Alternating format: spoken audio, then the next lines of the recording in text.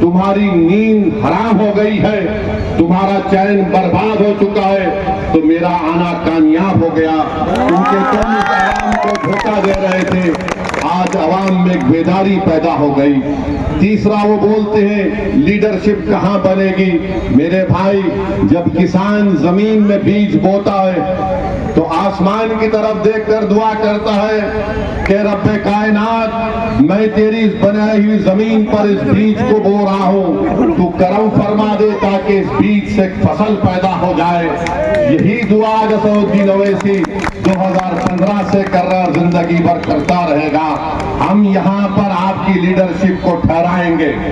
بہت عرصہ گزر چکا، 1950 سے قریب 20 سال کانگریس کی سرکار رہی، اس کے بعد راجد کی سرکار 15 سال رہی، اب نتیش کمار کو 20 سال 21 سال ہو چکے ہیں۔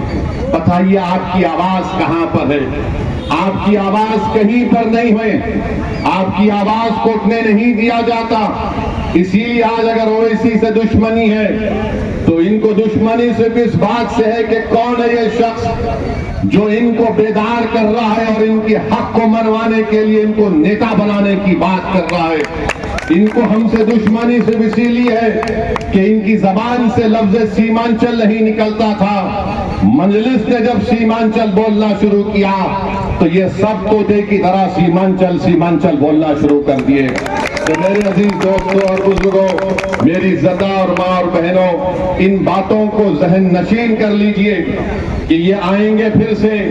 ہم تو آج بھی کہہ رہے ہیں کہ بات کر لو ہم سے، تم بات کر لو ہم سے، ہم بھی نہیں چاہتے کہ دوبارہ یہاں پر بی جے پی کی سرکار بنے۔ ہم بھی چاہتے ہیں کہ بی جے پی کو روکا جائے۔ تلنگانہ میں جا کر دیکھیے، پوچھئے وہاں کے کانگریس کے نیتاؤں سے کہ مجلس نے کیا رول ادا کیا تھا۔ میرے عزیز دوستوں اور بزرگوں، بی جے پی آج اس ملک میں سب سے زیادہ اگر کسی کو نشانہ بنا رہی ہے تو سیکولرزم کو ختم کرنا چاہتی ہے۔ بی جے پی سنویدھان کو کمزور کرنا چاہتی ہے۔ کسی کے گھر پر اگر بلڈوزر چلتا ہے تو میرے گھر پر چلتا ہے، میرے نام نہاد ہمدردوں کے گھر پر بلڈوزر نہیں چلتا۔ اگر کسی بچے کو آئی لو محمد کا پوسٹر اٹھاتا ہے تو اس کا پوسٹر چھین لیا جاتا ہے۔ اگر ان کے نیتاؤں کا نام لکھ کر آئی لو لکھ دیا جائے تو کوئی ان پر کچھ نہیں کہتا۔ کسی کے مدرسے کو اگر برباد کیا جا رہا ہے تو میرے مدرسے کو برباد کیا جا رہا ہے۔ میرے ہم نوا یا مجھ سے زبانی محبت کرنے والوں کو کوئی تکلیف نہیں ہوتی۔ یاد رکھیے، وقف کا قانون جو بی جے پی نے بنایا، دنیا نے دیکھا کہ اسد الدین اویسی نے آپ کی طرف سے، مجلس کی طرف سے کھڑے ہو کر اس قانون کی دھجیاں اڑائیں۔ اس قانون کو بنانے کا مقصد ایک ہی ہے کہ بھارت کے مسلمانوں کی وقف کی جائیداد کو ختم کر کے رکھ دیا جائے۔